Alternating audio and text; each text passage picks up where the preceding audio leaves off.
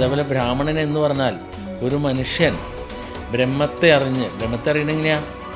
ഈ ജന്മബ്രാഹ്മണൻ എന്ന് പറഞ്ഞാൽ ജനിച്ച് അച്ഛൻ്റെ മകനായിട്ട് ജനിച്ച് ഉപനയനം കഴിഞ്ഞ് നൂലിട്ടിട്ട് കൗവീനം കെട്ടി പൂജ ചെയ്ത ബ്രാഹ്മണനാവില്ല. ജനങ്ങളെ കബളിപ്പിക്കലാണ് ഇന്നത്തെ ബ്രഹ്മത്തെ അറിഞ്ഞ ബ്രാഹ്മണൻ. നമുക്കങ്ങനെയല്ല. ശരിക്കും ഒരു മനുഷ്യൻ്റെ പ്രശ്നം ദേവതകളുടെ മുമ്പിൽ അവതരിപ്പിച്ച് അത് മാറ്റിക്കൊടുക്കാൻ കഴിവുള്ളവനാരോ അവനാണ് ബ്രാഹ്മണൻ. അതിന് നമ്മളൊക്കെ ജനിച്ചു വീഴുമ്പോൾ മുതൽ മുമ്പ് പറഞ്ഞ പോലെ ജാതി അനുസരിച്ച് അയലോകത്ത് എടുക്കുന്നത് ഉയർന്നതാണോ താഴ്ന്നതാണോ അല്ലേ? ഇപ്പോൾ വീടിൻ്റെ വാസ്തു വരുമ്പോൾ പറയും ഞങ്ങൾക്ക് പ്രഗത്ഭന്മാർ പലരും വന്നെന്ന് പറയണത്. ഈ പ്രാഗൽഭ്യം എന്ന് പറഞ്ഞാൽ എന്താ? ഒരാളെ രക്ഷപ്പെടുത്താനുള്ള കഴിവിനാണ് പ്രാഗൽഭ്യം പറഞ്ഞത് അല്ലേ? ഇപ്പോൾ പറയില്ല ധാർഷ്ട്യക്കാരിയാണ്. അപ്പോൾ ശരിക്കുള്ള അതിൻ്റെ മലയാളം മീനിങ് അഹങ്കാരം എന്നുള്ളതാണ്. അപ്പോൾ അഹങ്കാരം എന്ന് പറഞ്ഞാൽ എന്താ? അഹം എന്ന് പറഞ്ഞാൽ മനസ്സ്, കാരം എന്നാലോ ഇരുട്ട്. അപ്പം മനസ്സിൽ ഇരുട്ട് നിറയുമ്പോഴാണ് അഹങ്കാരം വരുന്നത്. ഞാൻ വലിയ ആൾ, ഈ മനസ്സിൽ അഹങ്കാരം നിറയുമ്പോഴാണ്. അപ്പോൾ അതെല്ലാം നിറയാനുള്ള കാരണം എന്താ? അപ്പോൾ നമ്മുടെ പിതൃക്കൾക്ക് നമ്മൾ ശ്രാദ്ധബലി ചെയ്യുന്നില്ല, ഉടനെ ഈ പിതൃക്കൾ നമുക്കെതിരാവും. പിന്നെ സമചര മുറിയിലാണ് കിടക്കുന്നത്, നമ്മൾ ആരും അനുസരിക്കില്ല, പറഞ്ഞാലും അത് കേൾക്കില്ല. കാരണം നമുക്ക് ഡിപ്രഷൻ മുറിയിലാണ് കിടക്കുന്നത്. അയാൾ പിന്നെ എങ്ങനെ അനുസരിക്കുന്നത്? അയാൾക്ക് തോന്നണ്ടേ? ഈ വാസ്തു തെറ്റിയതിന് പകരമായിട്ട് പഞ്ചശിരസ് വയ്ക്കുക, പിന്നെ കണ്ണി കണ്ട ചൈനയുടെ കട്ടയൊക്കെ കൊണ്ടുവന്ന് വെച്ചാൽ ശരിയാവെന്ന് പറഞ്ഞാൽ. ഈ വാസ്തു എന്ന് പറഞ്ഞാൽ അളവാണ്. ഈ അളവ് തെറ്റുന്നതിന് നമുക്ക് അളവ് ശരിയാക്കാല്ലാതെ കണ്ടിട്ട് പകരം പഞ്ചശിരസ് വെച്ചുകൊണ്ടോ ചൈനയുടെ കണ്ണി കണ്ട കട്ടയും കല്ലും പുല്ലും വെച്ചിട്ട് കാര്യമുണ്ടോ? അവർ സുഖം എന്ന് ചോദിച്ചാൽ ചിലർക്കിപ്പോൾ സുഖത്തിൻ്റെ കാര്യമല്ല, രണ്ടെണ്ണം അടിച്ച് ഇങ്ങനെ കമന്നടിച്ച് കിടക്കുന്നതാണ് അവരുടെ സുഖം.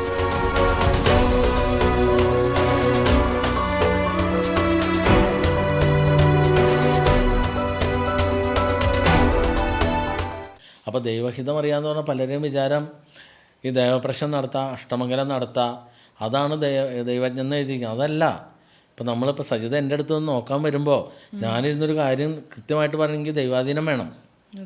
അതെന്താണ് സംഭവിച്ചത് എന്ന് പറഞ്ഞു തന്നിട്ട് ആ ദൈവ വഴി കാണിച്ചു തന്ന് രക്ഷപ്പെടുത്തുന്നയാളാണ് ദൈവജ്ഞൻ.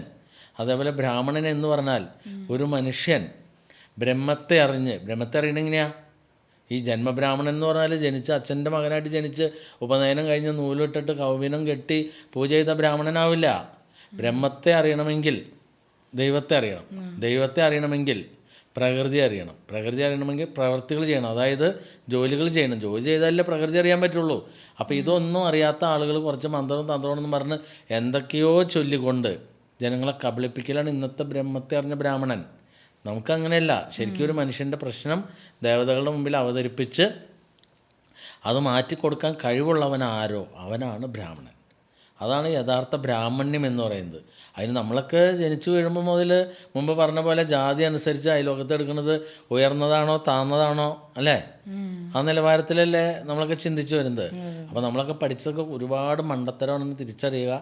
ആ തിരിച്ചറിയലിലൂടെ നിങ്ങൾക്ക് ഏതൊരു പ്രശ്നമാണെങ്കിലും പറയുന്ന 4 കാര്യം: ധർമ്മദേവത പ്രീതി, പിതൃപ്രീതി, വീടിൻ്റെ വാസ്തു, പിന്നെ ബാധാദോഷങ്ങൾ വായിച്ച് മാറ്റുക. ഇപ്പോൾ വീടിൻ്റെ വാസ്തു വരുമ്പോൾ പറയും ഞങ്ങൾക്ക് പ്രഗത്ഭന്മാർ പലരും വന്നെന്ന് പറയണത്. ഈ പ്രാഗൽഭ്യം എന്ന് പറഞ്ഞാൽ എന്താ? ഒരാളെ രക്ഷപ്പെടുത്താനുള്ള കഴിവിനാണ് പ്രാഗൽഭ്യം പറഞ്ഞത് അല്ലേ? അതേ വലിയ പേരെന്ന് പറഞ്ഞാൽ എങ്ങനെയാ? പരസ്യം കൊടുത്ത് പേരുണ്ടാക്കാം, പിന്നെ വലിയ പുള്ളികളെ നമ്മുടെ പിന്നാലെ വരുത്തി പേരുണ്ടാക്കാം. കാരണം നമ്മൾ വലിയ പുള്ളി എന്ന് പറയുമ്പോൾ ഇയാൾ വലിയ പുള്ളി ആയതുകൊണ്ട്, മറിച്ച് രക്ഷപ്പെടുത്തി കൊടുത്തുണ്ടാക്കുന്നതാണ് പ്രാഗൽഭ്യം. അപ്പം അങ്ങനെ ചിന്തിക്കുന്നവർക്ക് നമ്മുടെ എപ്പിസോഡുകൾ വളരെ ഉപകാരപ്രദമായിരിക്കും. പിന്നെ ഈ മദ്യവും മയക്കുമരുന്നൊക്കെ ഉപയോഗിക്കണം ഈ ധാർഷ്ട്യമുള്ളവരാണോ? അതായത് മദ്യപാനം, മയക്കുമരുന്ന്, ഈ ധാർഷ്ട്യം എന്ന് പറയുമ്പോൾ അതിന് ചിലർ ചോദിക്കും ഇതെന്താണ് ധാർഷ്ട്യം എന്ന വാക്കിൻ്റെ അർത്ഥം. ഇപ്പോൾ പറയില്ല ധാർഷ്ട്യക്കാരിയാണ്. അപ്പോൾ ശരിക്കുള്ള അതിൻ്റെ മലയാളം മീനിങ് അഹങ്കാരം എന്നുള്ളതാണ്. അപ്പോൾ അഹങ്കാരം എന്ന് പറഞ്ഞാൽ എന്താ? അഹം എന്ന് പറഞ്ഞാൽ മനസ്സ്, കാരം എന്നാലോ ഇരുട്ട്. അപ്പം മനസ്സിൽ ഇരുട്ട് നിറയുമ്പോഴാണ് അഹങ്കാരം വരുന്നത്. അതായത് ഇപ്പോൾ ധാർഷ്ട്യം എന്ന് പറയാൻ കാരണം, ഇപ്പോൾ നമ്മുടെ ഭർത്താവ് മദ്യപിച്ച് വരുന്നു. ആ സമയത്ത് നമ്മൾ പറയുന്നു നിങ്ങളിങ്ങനെ കുടിച്ചിട്ട് വരല്ലേ, കുട്ടികൾ പഠിപ്പുണ്ട്, ലോൺ അടയ്ക്കാനുണ്ട്, ആ പൈസ ഒരു പെഗ് അടിക്കുന്നതിനോ അല്ലെങ്കിൽ 2 പെഗ് നോർമലി. ഇപ്പോൾ നിങ്ങൾ രാവിലെ മുതൽ വൈകിട്ട് വരെ ജോലി ചെയ്യുന്നു, നിസ്സാരം എന്തെങ്കിലും കഴിച്ചു പറഞ്ഞാൽ എനിക്ക് എതിർപ്പൊന്നുമില്ല, ഒരു ഭക്ഷണം കഴിക്കുന്ന പോലെ. ഇത് അതിൻ്റെ അപ്പുറത്തേക്ക് പോയി കഴിയുമ്പോൾ ചിന്തകൾ മാറുന്നു, ശരീരം വേസ്റ്റാക്കുന്നു, കുട്ടികളോടുള്ള സമീപനം, എന്നോടുള്ള സമീപനമൊക്കെ ഭയങ്കര വ്യത്യാസമാവുന്നു. നമ്മൾ രാവിലെ കണ്ട ആളല്ല, വൈകിട്ട് വരുമ്പോൾ കഴിച്ചിട്ട് വരുമ്പോൾ ഭയങ്കര ദേഷ്യം, ആവശ്യമില്ലാത്തതിനൊക്കെ ചീത്തവിളി അല്ലെങ്കിൽ ഉപദ്രവിക്കുക. അപ്പോൾ ഇതൊക്കെ ശരിക്കും മനസ്സിലായത് ആളുടെ സ്വഭാവം കൊണ്ടല്ല, ഈ മദ്യമാണ് പ്രശ്നം ഉണ്ടാക്കുന്നത്. അപ്പോൾ അങ്ങനെ പറയുമ്പോൾ ആൾ ഉടനെ പറയും ഞാൻ പണിയെടുക്കുന്നു, എൻ്റെ പൈസ കിട്ടുന്നു, എൻ്റെ പൈസയ്ക്ക് ഞാൻ കുടിക്കുന്നു, നീ ആരാണ് ചോദിക്കാൻ. അല്ലെങ്കിൽ നിൻ്റെ വീട്ടിൽ നിന്നാണ് കൊണ്ടുത്തന്നത്, അതിനാണ് ധാർഷ്ട്യം എന്ന് പറയുന്നത്. അപ്പോൾ ഈ ധാർഷ്ട്യം വരുന്നത് എപ്പോഴാണ്? ഞാൻ വലിയ ആൾ, ഈ മനസ്സിൽ അഹങ്കാരം നിറയുമ്പോഴാണ്. അപ്പോൾ അതെല്ലാം നിറയാനുള്ള കാരണം എന്താ? അപ്പോൾ നമ്മുടെ പിതൃക്കൾക്ക് നമ്മൾ ശ്രാദ്ധബലി ചെയ്യുന്നില്ല, ഉടനെ ഈ പിതൃക്കൾ നമുക്കെതിരാവും. അപ്പോൾ നമ്മളത് പ്രായശ്ചിത്ത ബലി ഇടുമ്പോൾ അവർ നമ്മളെ സപ്പോർട്ട് ചെയ്യും, അപ്പോൾ അയാളുടെ അഹങ്കാരം താഴും. പിന്നെ അതേപോലെ ചാത്തൻ്റെ ഉപദ്രവം വരുമ്പോൾ, കൈവശദോഷം വരുമ്പോൾ, സർപ്പദോഷം വരുമ്പോൾ, ജിന്നിൻ്റെ ഉപദ്രവം വരുമ്പോൾ, ഇതെല്ലാം മദ്യപാനശീലം വരും. അപ്പോൾ മദ്യപാനശീലം വരിക എന്നാൽ ധാർഷ്ട്യം പിന്നാലെ വരുമ്പോഴാണ് വരുന്നത്. ധാർഷ്ട്യം വരുന്നത് എന്തുകൊണ്ടാണ്? ഈ നെഗറ്റീവ് എനർജികൾ പിന്നാലെ വരുമ്പോഴാണ്. അപ്പോൾ അതിൻ്റെ അടയാളങ്ങളാണ് നമ്മൾ മുമ്പ് പറഞ്ഞത്. ഭക്ഷണം കഴിക്കുമ്പോൾ മുടി കിട്ടുക, കല്ല് കിട്ടുക, ചിലപ്പോൾ പ്രാണി കിട്ടുക എന്ന് പറഞ്ഞാൽ അത്രയും ദുരിതം പിടിച്ചതിനാണ്.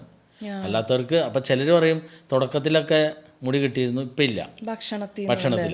അത് തന്നെ ചിലർ പറയും ഭാര്യ മോളുണ്ട്, അവരേത് നേരം മുടി അഴിച്ചിട്ടാണ് നടക്കുന്നത്, അതുകൊണ്ടാണ് മുടി. അതുകൊണ്ടല്ല മുടി വരുന്നത് നമുക്ക് ചാത്തൻ്റെ ഉപദ്രവം വന്നു എന്നുള്ളതിൻ്റെ സൂചന. കുറ്റിയായിട്ട് ഇങ്ങനെയൊക്കെ മുടി എങ്ങനെ കിട്ടിയാലും ഭക്ഷണത്തിൽ ഒരു മുടി കിട്ടിയാൽ പോലും അത് ചാത്തൻ്റെ ഉപദ്രവം വന്നു എന്നുള്ളതിൻ്റെ അടയാളമാണ്. ഇപ്പോൾ നമ്മുടെ ഇവിടെ ആവാഹന പൂജ കഴിഞ്ഞാൽ നിങ്ങൾക്കിതെല്ലാം മാറിപ്പോകും.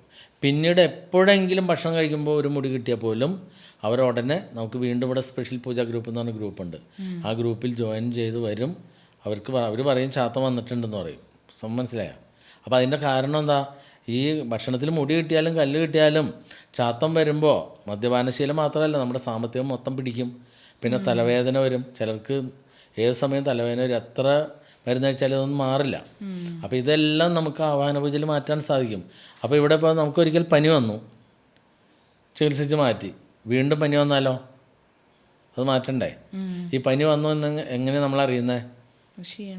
ക്ഷീണമുണ്ടോ? നമുക്ക് മുമ്പ് പനിച്ചിട്ടുള്ള ആളല്ലേ, അപ്പോൾ നമുക്കറിയാലോ പനി വന്നപ്പോഴത്തെ അവസ്ഥ. വീണ്ടും പനിക്കുന്നു, ഇനിയിപ്പോൾ ചുമ വന്നു, അപ്പോൾ ഡോക്ടറെ പോയി കണ്ട് മരുന്ന് കഴിച്ചു, ഡോക്ടർ പറഞ്ഞു നിങ്ങളുടെ ചുമ മാറി, പക്ഷെ നമ്മൾ ചുമയ്ക്കാണ്. അതിൻ്റെ അർത്ഥം എന്താ? മാറിയിട്ടില്ല. അപ്പോൾ ഡോക്ടർ പറഞ്ഞാൽ മാത്രം പോരാ, നമുക്ക് അനുഭവം വരണം. അപ്പോൾ ഇവിടെ നമ്മുടെ ആവാഹന പൂജയിൽ ഈ പറയുന്ന എല്ലാ കാര്യം മാറ്റി 27 മുതൽ 81 ദിവസത്തിനുള്ളിൽ നമ്മുടെ ജീവിതത്തിൽ അത്ര മാറ്റമൊക്കെ ഉണ്ടാക്കും. അപ്പോൾ അതുകൊണ്ട് ധൈര്യമായിട്ട് ഈ വഴിക്ക് വരാം. അപ്പോൾ ഒരു നിവൃത്തിയില്ലെങ്കിൽ നേരെ എറണാകുളം ജില്ലയിൽ മൂവാറ്റുപുഴ താലൂക്കിൽ വാഴക്കുളം പൈനാപ്പിൾ സിറ്റിക്ക് അടുത്ത് കല്ലൂർക്കാട്, കല്ലൂർ പേരമംഗലത്ത് തിരുപേരമംഗലത്തപ്പൻ്റെ തിരുസന്നിധി പ്രണവമലയിൽ 27 ദേവതകളുണ്ട്. ഓരോ ദേവതയ്ക്കും 108 പൂർണ്ണ പ്രദക്ഷിണം നടത്തി പ്രാർത്ഥിക്കുക. എനിക്ക് ജീവിതം റിവേഴ്സ് ചെയ്യണം, അതിലുള്ള വഴി. അപ്പോൾ നിവൃത്തികേട് തീരെ താഴേക്കാണെങ്കിൽ ഏലസ് ധരിക്കുക, അതിലൂടെ 1.5 വർഷം മുന്നോട്ട് പോയിട്ട് 1.5 വർഷം പോകണ്ട, കാരണം ഒരു 5-6 മാസമാണ് ഞാൻ എപ്പോഴും പറയുന്നത്. അപ്പോൾ മുമ്പ് ഈ കൊറോണയ്ക്ക് മുമ്പൊക്കെ എല്ലാവരും ഏലസ് കെട്ടി ഒരു 5-6 മാസത്തിനുള്ളിൽ പൂജയ്ക്ക് വരും. ഈ കൊറോണയ്ക്ക് ശേഷം ഒരു പ്രാവശ്യം ഏലസ് കെട്ടി, 2 പ്രാവശ്യം കെട്ടി, 3 പ്രാവശ്യം കെട്ടിയ ആൾക്കാരുണ്ട്. കാരണം ആദ്യത്തെ പ്രാവശ്യം ഏലസ് കെട്ടി കഴിയുമ്പോൾ അവർക്ക് നല്ല പൈസയും കാര്യം വരും, പക്ഷേ അവർ പൂജയ്ക്ക് വരില്ല. 1.5 വർഷം കഴിയുമ്പോൾ വീണ്ടും എല്ലാം പോകും.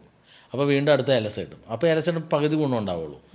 ഈ പകുതി ഗുണം ഉണ്ടായി കഴിയുമ്പോൾ ഇവർക്ക് മനുഷ്യരല്ലേ, പൈസ കയ്യിലേക്ക് കിട്ടുമ്പോൾ അത് ചിലവാക്കാൻ പറ്റില്ല. അത് കഴിഞ്ഞ് വീണ്ടും മറന്നു പോകുമല്ലോ, അതാണ് മനുഷ്യർ. അതല്ല, ആത്മീയമായിട്ട് കൃത്യമായിട്ട് തേടുന്നവരാണെങ്കിൽ അവർ കൃത്യം ഫോളോ ചെയ്യും. അതേപോലെ തന്നെ പെട്ടെന്ന് വന്ന് പൂജയിലേക്ക് വരും. ആകെയുള്ളത് വീടിൻ്റെ വാസ്തു വലിയ തെറ്റാണെങ്കിൽ നമുക്ക് പരിഹരിക്കാൻ പറ്റില്ല, അപ്പോൾ ഇതുക്കാണെങ്കിൽ. അല്ലാതെ അളവുകളാണെങ്കിൽ നമ്മുടെ വാസ്തുചര്യം വന്നിട്ട് നിങ്ങൾക്കിപ്പോൾ അടുക്കള മാറ്റേണ്ടതുണ്ട്, സമയതരമാണ്, അതിനൊക്കെ ഉപായം പറഞ്ഞു തരും, അതിനുള്ള പൈസ നമ്മുടെ ദേവതകൾ തരും. പക്ഷേ വിതുക്കെന്ന് പറഞ്ഞാൽ ദിക്ക് തെറ്റണതാണ്. അപ്പോൾ ദിക്ക് തെറ്റണം, നമുക്കിപ്പോൾ പൂജ ചെയ്ത് ദിക്ക് നേരെയാക്കാൻ പറ്റുമോ? പറ്റില്ല. അതേപോലെ അത് ഇടിച്ചു പൊളിച്ച് നേരെയാക്കാൻ പറ്റില്ല, കാരണം നമ്മുടെ പറമ്പ് ഇങ്ങനെ വിതുക്കായിട്ട് നിൽക്കണമെങ്കിൽ. അപ്പോൾ അതൊക്കെ വാസ്തു നോക്കാൻ വരുന്ന ആചാര്യൻ കണ്ടുപിടിക്കേണ്ട കാര്യമാണ്. അതിന് നിങ്ങൾക്ക് ഒരുപാട് ബാധാദോഷം ഉണ്ടെങ്കിൽ ഈ ആചാര്യനെ കാണാനും പറ്റില്ല, നിങ്ങൾക്കും തോന്നില്ല. ഒരുപാട് ബാധ ഉണ്ടെങ്കിൽ പിന്നെ സമയതര മുറിയിലാണ് കിടക്കണമെങ്കിൽ നമ്മൾ ആരും അനുസരിക്കില്ല, പറഞ്ഞാലും അത് കേൾക്കില്ല. കാരണം നമുക്ക് ഡിപ്രഷൻ മുറിയിലാണ് കിടക്കുന്നത്, അയാൾ പിന്നെ എങ്ങനെ അനുസരിക്കുന്നത്? അയാൾക്ക് തോന്നണ്ടേ? ഈ തോന്നിക്കാന്ന് പറഞ്ഞാൽ ചെറിയൊരു കാര്യമല്ല. പിന്നെ ഇവിടെ ഒരുപാട് ആചാര്യന്മാർ വന്നിട്ട് ഈ വാസ്തു തെറ്റിയതിന് പകരമായിട്ട് പഞ്ചശിരസ് വയ്ക്കുക, പിന്നെ കണ്ണി കണ്ട ചൈനയുടെ കട്ടയൊക്കെ കൊണ്ടുവന്ന് വെച്ചാൽ ശരിയാവുമെന്ന് പറഞ്ഞാൽ. ഈ വാസ്തു എന്ന് പറഞ്ഞാൽ അളവാണ്. ഈ അളവ് തെറ്റുന്നതിന് നമുക്ക് അളവ് ശരിയാക്കാല്ലാതെ കണ്ടിട്ട് പകരം പഞ്ചശിരസ് വെച്ചുകൊണ്ടോ ചൈനയുടെ കണ്ണി കണ്ട കട്ടയും കല്ലും പുല്ലും വെച്ചിട്ട് കാര്യമുണ്ടോ? അതിന് ഉദാഹരണം ഇപ്പോൾ സജിതയ്ക്ക് ഒരു ചുരിദാർ വാങ്ങിച്ചു, ആ ചുരിദാറിന് പുഴക്കം കൂടുതലാണ്, അത് ഇടുമ്പോൾ എങ്ങനെ ഉണ്ടാവും? ഭംഗി ഉണ്ടാവില്ല. ഇനി നമുക്ക് കിട്ടിയത് ചെറിയ ചുരിദാറിന് അത് നമുക്ക് ഇടാൻ പറ്റുമോ? അപ്പോൾ അതൊരു പൂജ ചെയ്താൽ അത് വലിപ്പം കൂട്ടാൻ പറ്റുമോ? അതെന്താ? ഭയങ്കര പൂജയല്ലേ? അപ്പോൾ പറ്റില്ല. അതിന് പകരം എന്ത് ചെയ്യണം? ഒന്നിലെ ചുരിദാർ മാറ്റി വാങ്ങണം, അല്ലെങ്കിൽ അതിൻ്റെ അഴിക്കാനുള്ള അത്ര അളവുണ്ടെങ്കിൽ നമുക്ക് അഴിച്ച് ശരിയാക്കാം. അതാണ് വാസ്തു. അപ്പോൾ അതുപോലും ചിന്തിച്ചെത്താത്ത ഒരുപാട് ആളുകളുണ്ട്. പിന്നെ ചിലർ പറയും ഞങ്ങൾ ഇത്രയും കാലമായിട്ട് ദുരിതത്തിലാണ് കിടന്ന്, ഇത്രയും കാലം ജീവിച്ച് ഇനി അങ്ങോട്ട് കിടക്കട്ടെ, അങ്ങനെ ചിന്തിക്കുന്ന ആളുകളുണ്ട്. അതായത് 10% ആളുകളെ മാത്രമാണ് ഈശ്വരൻ രക്ഷപ്പെടാനുള്ള വഴിയിലേക്ക് വിട്ടിട്ടുള്ളൂ.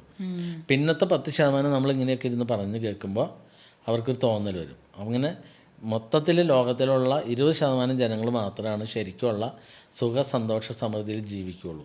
ബാക്കി 80% എന്നും ദുഃഖവും ദുരിതവും പേറിയാണ് അവർ ജീവിക്കുന്നത്. അവർ സുഖം എന്ന് ചോദിച്ചാൽ ചിലർക്കിപ്പോൾ സുഖത്തിൻ്റെ കാര്യമല്ല, 2 അടിച്ച് ഇങ്ങനെ കമന്നടിച്ച് കിടക്കണതാണ് അവരുടെ സുഖം. അപ്പോൾ അവർ ആ സുഖത്തിലേക്ക് പോകുമ്പോൾ അവരുടെ ഭാര്യയും മക്കളും അത്രയും ദുരിതത്തിലാണ്. നമ്മുടെ ജ്യോതിഷം പറയുന്ന സുഖം എന്ന് പറഞ്ഞാൽ കുടുംബത്തിന് മൊത്തം സുഖം വരണം. അതായത് ഇപ്പോൾ ഭർത്താവ് നല്ല സുഖ സന്തോഷത്തോടുകൂടി ഇരിക്കുമ്പോൾ ഭാര്യ സുഖ സന്തോഷത്തോടെ, മക്കളും സുഖം, അതാണ് സുഖം. മറിച്ച് ഒരാൾ അയാൾക്ക് സുഖമല്ല അനുഭവിക്കുന്നത്, ഇയാളത് കുടിച്ച് പൈസയും കളയും, ആരോഗ്യം കളയും, കുടുംബത്തെ സമാധാനവും കളയും. അപ്പോൾ അതെല്ലാം നമ്മുടെ ജ്യോതിഷം സുഖം എന്ന് പറയുമ്പോൾ കുടുംബത്തിന് മൊത്തത്തിൽ സുഖം വരണം.